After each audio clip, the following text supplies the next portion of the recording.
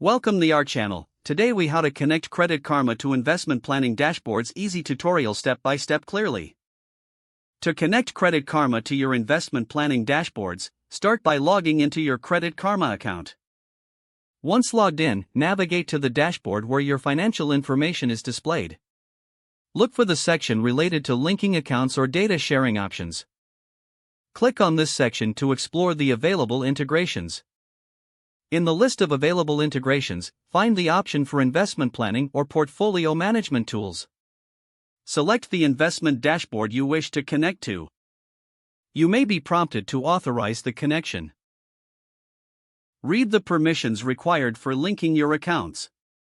If you agree, proceed to grant the necessary permissions. You may need to enter your investment platform's login credentials. After entering your credentials, follow any additional prompts to complete the connection. Once the connection is established, verify that your investment data appears correctly on your Credit Karma dashboard. Check for any updates or sync options to ensure your data remains current. Regularly revisit your dashboard for any improvement or additional features offered by Credit Karma. This process helps provide a comprehensive view of your financial health and investment planning. Enjoy the benefits of having your investment data integrated seamlessly with Credit Karma. If the page does not load, refresh the browser or try again in a private or incognito window. Make sure you are using the correct email address, then retype it carefully to avoid small typos. If your password is not accepted, use the reset option and create a new strong password you can remember.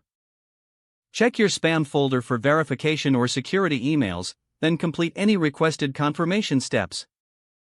Enable two-factor authentication if available to improve account security and reduce unauthorized access risk. After signing in, review your profile details so your contact information and settings are accurate and current. If you see an error message, note it down and try again after restarting your device and internet connection. Log out when you finish, especially on shared devices, to keep your account and payment information secure. If the page does not load, refresh the browser or try again in a private or incognito window. Make sure you are using the correct email address, then retype it carefully to avoid small typos. If your password is not accepted, use the reset option and create a new strong password you can remember. Check your spam folder for verification or security emails, then complete any requested confirmation steps. Don't forget to like this video and subscribe to our channel for more step-by-step tech guides.